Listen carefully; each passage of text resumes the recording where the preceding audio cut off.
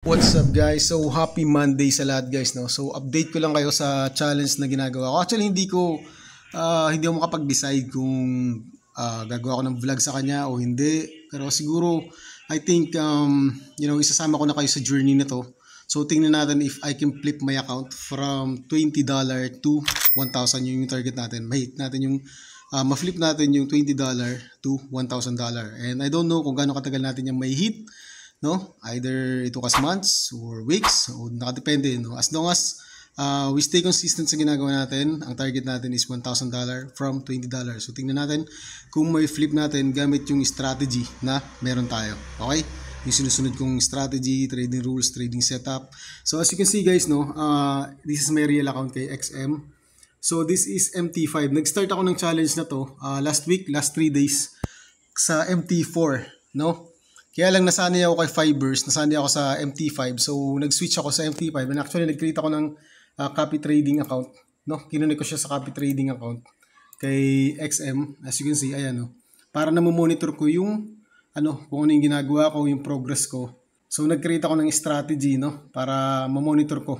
Pero hindi ko pa to i-open ng public guys, no, sa copy trading. So siguro mga susunod na panahon, no, para ma-copy nyo rin yung mga trades ko.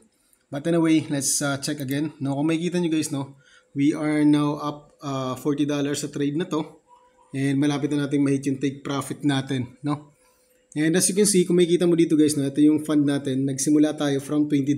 Kung may makikita nyo dyan guys, no, meron tayong credit na $21 kasi nag-fund tayo ng $20 sa account na to and meron tayong 100% deposit bonus kay XM. So, we have additional free $20.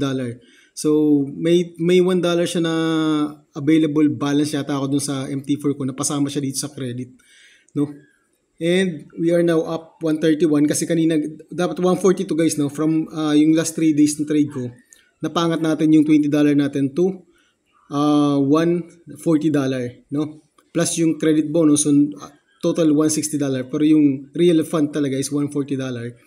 Kaya lang, kanina, nag-take ako ng trade dito sa area na to. I think dito, yeah.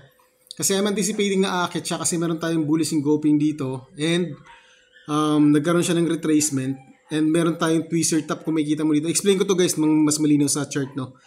But anyway, short video lang naman to. And nung nakita ko guys, no, na na-break niya tong trend line natin and then bumaba siya below moving average 50 and nagkaroon siya ng strong move na ganito. That's the time na close ko yung trade ko. Kung makikita nyo sa history natin guys, no? Back tayo sa history. Kung makikita nyo guys sa history natin, no? This is a new account na create ko, MT5 account. Kung makikita nyo meron tayong balance na nakapag-transfer na ako ng $139. So ito yung naging profit natin sa last trades natin, last 3 days, last week. So a total of $140. So na-transfer ko na dito sa MT5. So dito ko tinuloy bale yung challenge ko na to grow $20 to $1,000. So ito yung loss natin kanina, $3, $4. Dito yan guys, no, dito tayo nag-lose. I'm anticipating na aakyat siya kasi nga meron tayong bullish engulfing and nagkaroon ng retracement above this trend line and above moving average. So ang bias ko bullish. Kaya lang hindi nangyari. Nagkaroon siya ng break of structure dito sa trend line natin, bumaba ng moving average 50. So nag-wait ako ng opportunity to take a sell. So nung nakita ko to, so lower time frame, if we go down to 5 minutes, no, lalakihin ko yung chart ko. If we go down to 5 minutes, makikita natin dito guys, no, meron siyang no, ito yung mga signal candle ko, bearish engulfing. That's when I decided to take a trade. So right now we are up $40 sa trade na to. So tingnan natin kung may hit yung take profit natin or not. If hindi, no, kapag okay na naman ako sa profit na to, iti-take profit ko na siya kasi syempre sayang pa rin naman, profit pa rin naman yun. Okay? So, yeah. Pero kung may hit natin to guys, no, mag-up tayo ng $200 sa trade na to. So, yan lang naman guys, no. This is just a short video update sa ginagawa kong challenge sa sarili ko. Kasi nga, na-proven ko na guys, no, naipapasa ko yung mga challenges, nakapag-grow ko yung account ko. Pero hindi ko pa nasusubukan magpag-grow ng account from pinakamababang fund like $20 or $10.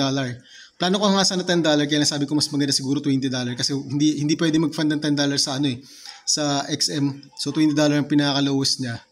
So, yeah. tingnan natin if we can grow this account from $20 to $1,000. So samahan nyo ako sa journey na to. Okay, so I guess that's it for this video guys, and thank you so much sa lahat ng mga sumusuporta sa channel natin. If you have any questions, post your comment guys, no, kapag may time ako, sasagutin ko yung mga questions nyo. Okay, so God bless sa lahat.